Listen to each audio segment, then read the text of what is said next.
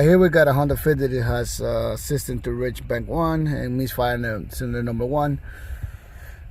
This thing has 300 and some thousand miles. We're gonna see right now, right there. 305, 829. I don't know if the camera picks up pretty good, but it has 300,000 miles. So I'm just gonna give you a review of what I did in order to fix this vehicle. I didn't show the test on the computer, but I'm going to show you the test after I fix it. But this is what it applies to do when you're trying to figure out what's going on. I didn't record that because this is probably not important, but I find out that a lot of people might need this information. So it's going to be real quick to see what's going on. And as you can see here, this thing is open. I took the intake manifold out. I'm going to explain why I took it out. You don't have to, but I did have to do it. But you'll want to see why. Couple of things that you can do when this thing has rich condition. You can have a exhaust leak or some bunch of stuff. Or that sensor right here, this air fuel ratio sensor, might be bad. Another thing that you can do is you can test this canister solenoid. This is a valve right here. The opens and closes. The computer does that to burn the emissions from the what do you call the fuel tank. So what you can do is you unplug this hose right here, this one here, unplug it, take it out, and see if you get a vacuum into it.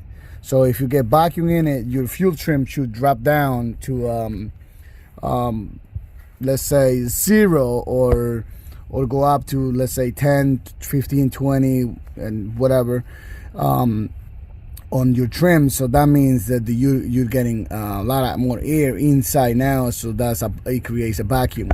So now if you see that means this thing is open and it just keep going. The emissions, the air from the fuel tank is just going in the engine, and that's going to make your engine to run rich when this thing is bad. So that's something to keep in mind. Check this out. Now it could be a leaking fuel injector, like I said. Your pressure, what do you call it? Pressure fuel sensor might be going bad. That could be too. But the test is real quick that you can do is this: take this bottom hose out. It could be sideways, it could be up and down. It doesn't matter. You take the one is right here, and then let this connect to the what do you call it, to the valve. And then if you see this is start the fuel trim start going, then not negative, it's going positive, then you know this thing is just open all the time. You should get a code for this, but if you're not getting a code, that means something is going on with the system or whatever it is for any reason. But you should check this out. And then you come down here. You see, this is for the fuel injector. This is where the fuel injector goes. I did have to remove this entire intake manifold because this injector right here did not want to come out. So I ended up broken it, and it was a lot of work to take it out. But finally I did. So this is how the old one looks like it. As you can see right there, this is an old one. And it has a lot of dirt on it. I think these things with 300,000 miles. It's a lot. So this is another one, old one, and this is the new ones that are going back in. This is a brand new injector, and we put in 4 of them because Honda sell 4 of them, not only one. So, and on this case, the one that was bad was the number 2, but I ended up breaking the number 3 because it did not want to come out. So this is something to keep in mind. So there's a couple of tests that you can do, and test that sensor. That sensor right there can be tested on that computer. You hit it what they call snap on the throttle. You press the throttle all the way. You see if that sensor responds. If that sensor is working, then do not replace the sensor. That's not going to fix your problem. Then you need to test the injectors right here. I did not. It's not going to be on camera how I tested, but I'm going to show you how I tested the good injectors. And that same test applies for the old injectors. So let's get to it. And this is how a Honda sends the injectors. As you can see, there is 6 right here, but it come only 4, because if you need it for the B6, then you're gonna get 6 on this plastic case. So this is how it is. You put a little bit of oil on this O-rings right here, and in order to keep it tight seal, and that's pretty much it. And then put all the 10mm bolts, and it's not rocket science. And here how all the injector looks like it. They look like right here. And something that you should do is replace the PCV valve. As you can see, this one has pretty dirty, so the brand new one is right in there. The PCV valve goes here, right between these water heater hose. It's right there, right where the PCV valve goes. Now how the all new O-ring for the intake. We'll put the intake on and hook everything on. And I got to put the fuel line right here. The Honda sends that line with. I'm gonna show you how it looks like, and it's pretty cool. You have to put something in here. I'll show you. And as you can see, this thing is what I'm talking about. It's very cool how Honda sends all this stuff to us. It's really nice. See, with all the kit for the injector, send you even the high pressure line, and this is like a, I don't know, type of oil or chemical, some stuff like that. Then we're gonna put it on the treads, and then we're gonna tie this up to the 3/4 wrench, and that should be it. All right, and I'm gonna show you now the test that I did for the fuel injectors.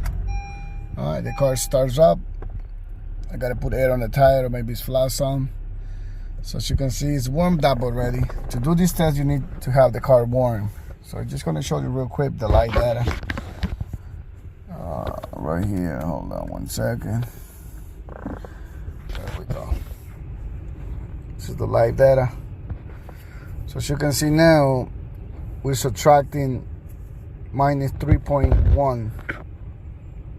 And long-term fuel trim is 6.2, so we add in a little bit. This is gonna change a little. We have to drive this vehicle. So as you can see, the fuel trim is going down now. This thing was 25%, 25 something. I guess the max is 25 some or 30%. So it was running rich because the injector number 2 was bad. So as you can see now, we're on the 1.6. That is okay. So now we're gonna do the test. Remember I told you that we're gonna do a test real quick for the injectors. Here we go. So as you can see here, this is the test that you can do if the car is not running right, and you see on the fuel trim you are, let's say, minus 25 or minus 20. Any of that's going to give you the check engine light. So you can go here on the active test. We're going to test the injector. This is new injectors, but you can do this. Hold on, I went too fast right here. It says turn the ignition switch off. Okay. Turn it back on. So it says start the engine. All right. So the engine needs to be warmed up. So as you can see right here, it's not even warm. So it has to be at 190 with 188 right now. So we need to press the gas pedal a little bit so we'll get to 190. All right, and the computer told me that release the throttle. So now, as you can see right there, it's gonna take 30 seconds. All right, and now the test starts. So now it's testing the cylinder number 1. And right now I can see a little jerk on the engine, a little like trying to, like it's cutting the fuel off. So a 0.8, 0.7, it feels like it's misfiring, but it's not misfiring, just testing it out. So you're not gonna be able to see that on camera, but all right, we're on the cylinder number 2 now, doing the same thing. All right, and the number 2 at 0.8, 0.7, it's shaking a little bit. 0.8. It's going to be the same thing for all of them. This cylinder right here, the number 2, when I did this test, wasn't shaking, wasn't doing anything. The number 1, number 3, number 4 was doing, shake a little bit at 0.7. The number 2 didn't do anything. It does not change on the idle, nothing like that. So you'll see at the end. Now we're on the number 3. And now we're testing the number 4. All right, so now I can see the shaking on the engine at 0.7. The computer is testing the air fuel ratio, the injectors.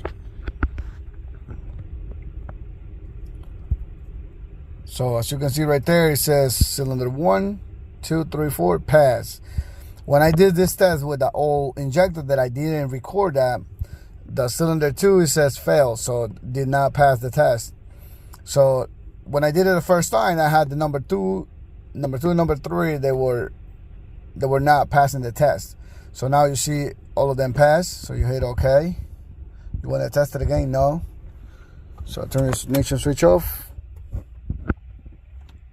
Turn it back on. All right, this is where you go on the scanner. You go to optic test. You go to cylinder air fuel test. This is the air fuel. And you can also test the DI fuel pressure test. This should be good because if the injectors are good, this should be good. But you can do the same thing. You can press right here, DI fuel test. You're okay. Turn the ignition switch off. Turn it back on. Turn all the electrical and things. And you say yes. Start the engine. We start the engine and it's testing the fuel, the pressure. So again, you're gonna need a scan tool to do all this. I'm sure you can do this manual with you can test the fuel with the gauge or whatever. I don't know if anybody's doing that anymore, but on all vehicles, yes, on this new vehicle, that's why you have the computers to do it real quick. As you can see, it's that simple. If you have the equipment to do it, but any good scan tool will do it. This is an expensive one, but you can get one for $300. I think it will do it. This is top of the line. This is very expensive, but I need it because all the things that I do. So as you can see right here, it says the vehicle is normal. Press it, blah blah blah. So everything is working fine, as you can see. And what I showed you on the live data, everything went down real good. So. And one thing that it will keep this thing running rich is that one of these sensors, you can see that these 2 sensors right here, ECT1 and ECT2, they are 90 Celsius. Obviously, this is we can change it to Fahrenheit, so you can see it on Fahrenheit.